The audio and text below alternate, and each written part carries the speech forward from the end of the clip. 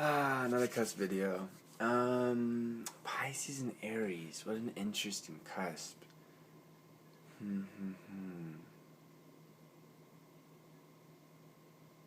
I think the most spectacular thing about this cusp, leading to all of its great rewards and all of its great challenges, is these energies couldn't really be any more different. And again, I know I say this with every single cusp video, and it's true of every single cusp. Every cusp is comprised of two energies that are spectacularly different. Not just an element, which of course element is logical, air, earth, and more subjective, subjective, fire, water. But also a different, what's the word? Triplicity? Quadruplicity? I always forget the term for it. But essentially, it's different in the terms of cardinal, mutable, or fixed. And, if it's starting a season, if it's kind of the heart of that season, or if it's wrapping it up. So, in this case, we have the mutable sign of water, Pisces, wrapping up winter, and we have spring. We have the energy of the cardinal fire, Aries. What the fuck? That combination is just absolutely mind-boggling, really, because you have literally the sign that is known for being the least selfish in the world, and although Leo ego definitely, gives Aries a run for its money, and I guess Sag too, not so much. Aries and Leo are really the ego ones, even though Sag is fire. So you have the most selfless to arguably the most selfish energy here. Fascinating. You also, to see it in another light, and kind of more positive light for Aries, you also have the most psychic energy, readily psychic, of course, because Cancer and Scorpio are very psychic, but Pisces is the one who gets the visions, who gets the, being able to channel and talk to people who've passed beyond and all that stuff. So you have that combined with power, raw emotional strength. I mean, the energies of a warrior. So you have the energies of a mystic and the energies of a warrior. Wow, that's a fascinating combination. And really, everywhere else in the chart, I guess the Scorpio Sag cusp is pretty similar, because they both have that kind of mystical inclination with Sag and Jupiter and whatnot, because Pisces rules both of them. But in any case, this is a very interesting, very special cusp. It's fascinating too, because in the zodiacal wheel, it begins with Aries and ends with Pisces. So wherever you have energies on this cusp, whether you're on the Aries or the Pisces side, you are either beginning a brand new cycle, essentially, if you have it in Aries, or if you have it in Pisces, it's kind of the energies of resolving a cycle. Now, this is fascinating considering these are natal chart placements, so that, they don't change. And now, there are progressions, but I'm not really schooled in them, and I still don't quite see the logic in that. But, who knows, maybe it'll make sense one day and whatnot. But, in any case, this is truly a blend of two very different energies. So let's explore. The best thing about this cusp, I have to say, is the sensitivity of Pisces, that beautiful, compassionate understanding of both the self, of others, especially those who are underdogs, those who really are excluded by society or excluded in some way or another. That beautiful sensitivity combined with the incredible integrity, the incredible positive intentions of Aries. Yes, Aries is ruled by Mars. Yes, this energy can get very much wrapped up in the ego. It's a very fascinating, also very frustrating challenge. But at the end of the day, Aries, like the other fire signs, always means well. They always have their heart in the right place. Again, yes, they can get a little selfish, but at the end of the day, Aries learns from their mistakes. They pride themselves in learning from their mistakes, and they move forward. They never move backwards. And so to have that kind of decisive, powerful, progressive energy mixed with that Piscean sensitivity, you really get the best of both worlds, potentially, Again, there are the challenges too, we'll get there, but it's a very beautiful thing to see somebody who, with this cusp's energies very much in their presence, because they have found the beautiful and very hard to find balance between ego and egolessness. when you're comfortable with who you are, truly comfortable with who you are, and you truly love yourself for who you are unconditionally, you're thus able to be comfortable with other people. You couldn't be around a person in the world that makes you uncomfortable, you know.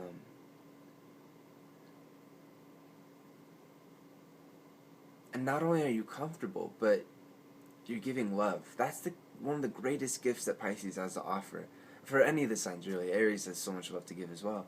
But Pisces needs to nurture. Pisces needs to heal other people, to be compassionate. And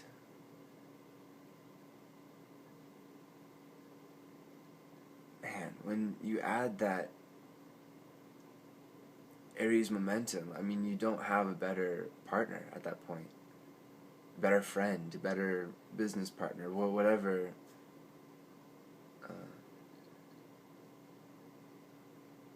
Yeah. It's a beautiful cusp, it really is, and it's a very strange cusp too. I know that there's a lot of frustration, for sure, fueled by this. Well, you know how all the cusps are. They have their gifts and they have their challenges. So, one of the challenges is to go back and forth constantly. To, just like all the mutable signs, Pisces is very much about duality. And hence why the symbology is to have one fish swimming one way and then the other fish swimming the other way. That's the challenge, is to have them swimming the opposite direction, so then you don't get anywhere. You know, you get a little bit that way, but then you get pulled back that way, and you don't really get anywhere. If you get the fish to go in the same direction, fantastic. What does that mean in practical terms? It basically means when you understand your emotions, you understand your psychic proclivities, and it's something very important to know that with Pisces energies and being on this cusp, especially if you have rising, sun, moon, or Mercury on this cusp, but any of them really, you have the gift of being able to be in tune with some of the most subtle energies imaginable. And truly, you know, just like I said for the Aquarius Pisces cusp, you are connected to the outer reaches of the solar system. You are connected beyond Mercury's wavelength, Venus's wavelength, Mars, ironically, wavelength, and so on and so forth. Neptune is far, far out there. Not to mention Jupiter's pretty far out there itself. And being that these two planets rule Pisces, if you're born on this cusp, or on the other cusp of Aquarius Pisces, man, you are in tune with subtle vibrations, subtle wavelengths that are far, far, far out there in space in relation to Earth. That's a beautiful thing, it's a beautiful gift, and it's very challenging as well, in that a lot of people, I wouldn't say most, but a lot of people, and of course, real quick, we all have Pisces somewhere in our chart, so we all are connected to those outer reaches somewhere in our chart. But there are some people who are very much grounded on the inner planet's vibrations, of Mercury, of being logical and analytical, Venus being concerned with love and romance, and perhaps only with love and romance, Mars being concerned with war and conquering, and only war and conquering. It's very important to honor your Piscean side. Even if you're on the Aries side of this cusp, that Pisces is there. And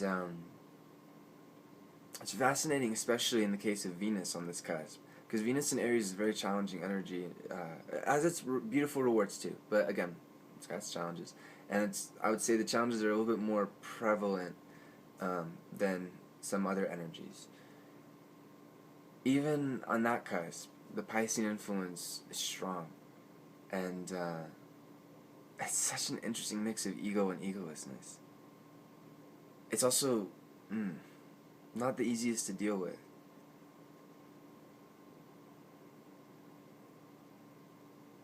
In its lower stages, that ego combined with I guess you could say it's egolessness, but really Piscean deception. Oh man, okay, Mercury is under Gemini, so I'm just going off in all these different directions. I totally forgot. To finish up a thought real quick, and then we'll get to that. So you're connected to the outer planets. That's just how it is.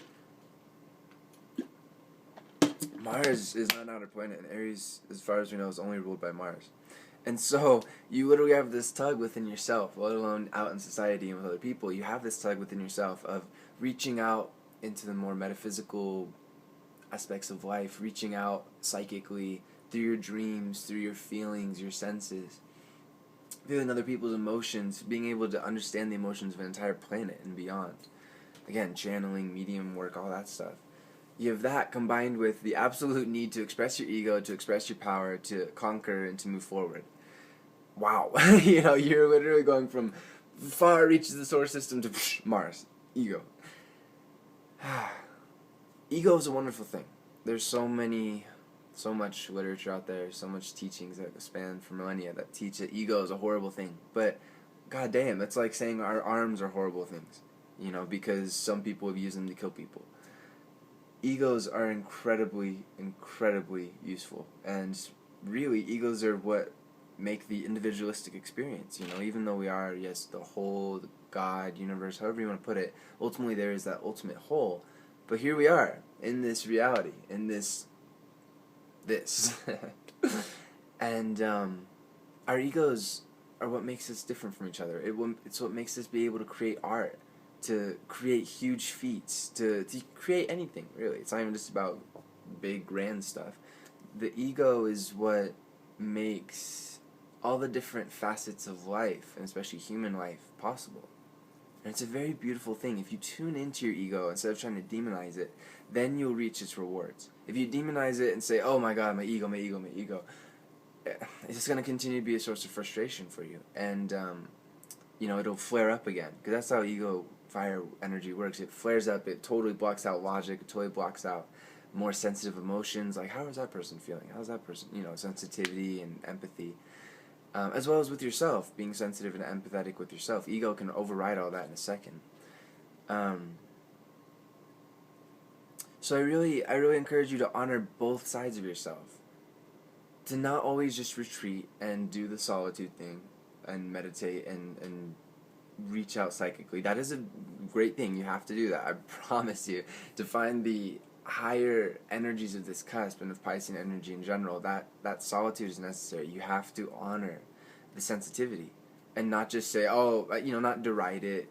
For example, with machismo in the case of guys saying, oh, I'm not going to be sensitive, I'm just going to, Of course, this isn't usually conscious, but I'm just going to be a warrior and act out of my ego energies and Aries and whatnot. That's such a waste of Piscean energies, and it's not going to feel good. It's not going to be healthy, and it's not going to end up anywhere really good, because you got to find that balance. And going off of what I was going to say before totally sidetracked again, was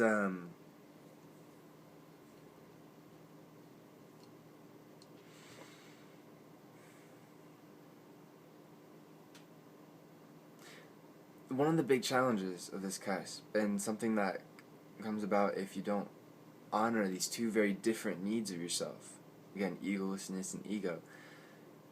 Challenging manifestation is selfishness committed under Piscean deception. Neptune is very much the planet of dreams, of vagueness, of deception, of addiction, and whatnot. And so with this cusp's energies, you can reach all of the negative energies of Pisces and, Aries, just like any cusp. If you're not conscious, if you're not aware. What it comes down to is consciousness, understanding yourself, working to understand yourself. And even if you don't quite understand everything, just keep making progress, one step at a time. I find that's what astrology is really about. It's psychology married to astronomy. And the more you read about yourself, the more you watch videos like this, there's so many great astrological YouTube channels. It's awesome. It's only growing. So go, check out other perspectives. Read, Google this cusp's energies and whatnot. Because it's very crucial for every cusp to find that sweet balance. And in this case, if that balance is not achieved, I've seen, unfortunately, a lot of people with energies on this cusp be very selfish in very secretive ways. And it's very disgusting, really. And not to pass a word of judgment, it's not, we all have our disgusting moments in our lower orders, but it's so sad, really, that the incredible heart of Aries, Aries is a very caring sign. Its partner sign is Libra, and yes, Aries is said to be the self and Libra the other, hence why Libras are much more into partnerships and Aries, are said to be much more independent, but that's really not true. They're not like Aquarius, who are truly fucking independent, or Leo for that matter. Aries likes to fight, yes, but they like to fight on the side of a team. They like to work with other people. They like to contribute their strengths with other people's strengths, and they like to inspire other people to follow them and to work with them. And so, man, this transit is idling my brain. What was I going with that?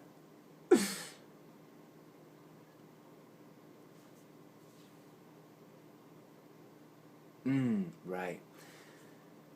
And so when you have all of that beautiful inspirational energy of Aries, focused only on itself, challenging, not so good things happen.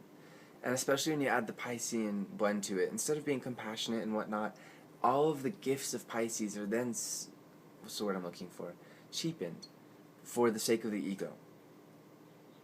And you find people who are doing ridiculously selfish things behind people's backs at that point. That's a big hallmark of this cusp, unfortunately. In fact, out of all the cusps, I would say this is the cusp that is most likely to, if at a lower level, and it's not inevitable, of course, this is the cusp that is most likely to, cheat behind people's backs, to just do all sorts of shitty things behind closed doors that are very much in selfish regards. The beautiful thing is this, is karma the law of the universe, the law of the land, cause and effect.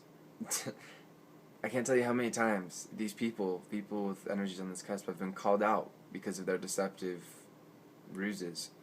Because karma ultimately doesn't honor such bullshit like that. We're here to learn lessons, to truly grow and to progress. And somebody with a lot of energies on this cusp, if they're focused solely on themselves, and especially if they're focusing all their Piscean gifts and powers on themselves only, that's not going to end up good. It's going to end up pretty terrible. And again, I've seen it so many times in this life where things were done or said behind other people's backs with very selfish intent, and it blew up in their faces. Absolutely blew up. Pisces is deceptive, yes, but ultimately karma carves through all illusions. And for both ourselves and others.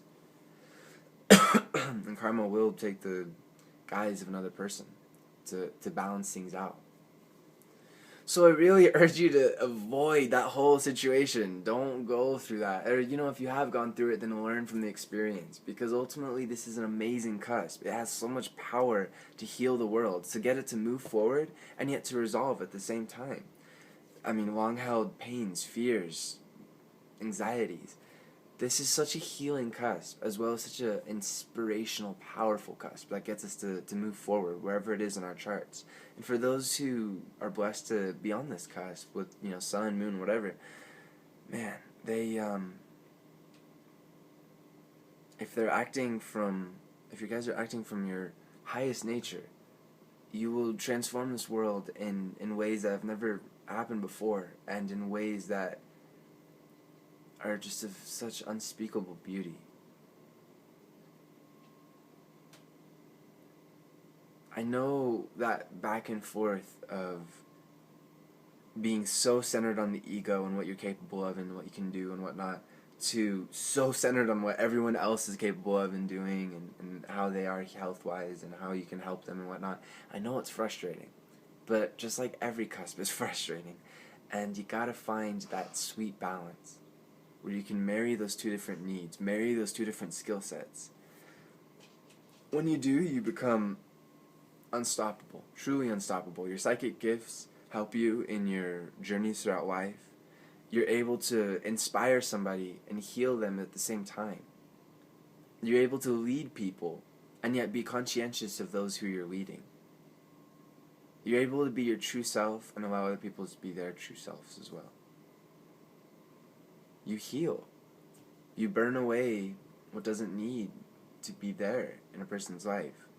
And that's a good thing. That's one of the gifts of fire. It's to burn away what's not needed.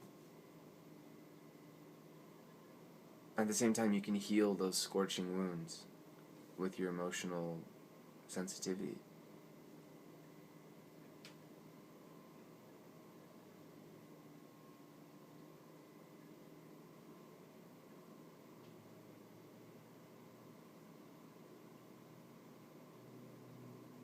So, Yeah, I really urge you to find yourself. As hard as that is for Piscean energy, you will find yourself, at least in part, through the service to others, through solidly making this world a better place and healing it of its wounds. So if you feel lost and you feel like you don't know what to do with your ego, follow your intuition, follow your instincts, follow your psychic predisposition. Watch your dreams, pay attention to them, look for the omens. You can read them like no one else can. And don't worry if other people don't quite understand. Again, Pisces energy is far out there. Far out there. Far out, man. So embrace that. Embrace being a little bit different. Embrace some people not quite understanding what the hell you're saying. It's okay. It's fine. You don't need for them to understand you for you to heal them. That's a beautiful gift of Piscean energies. And very often, there is a kind of question mark on the healer's head. But because they feel the beautifully calming, nurturing aura, nurturing energy of Pisces, they trust you. And it takes somebody of true self-wisdom and knowledge on this cusp to reach that place where you're strong, but you're sensitive as well. And there's a strength and sensitivity that Aries could never touch. And there's a power in Aries that Pisces can never touch. So, my lucky friends, you have this combined. Good luck. It's not even about luck, it's about motivation. Dedication to yourself and your self-discovery. And making the world a better place as a result.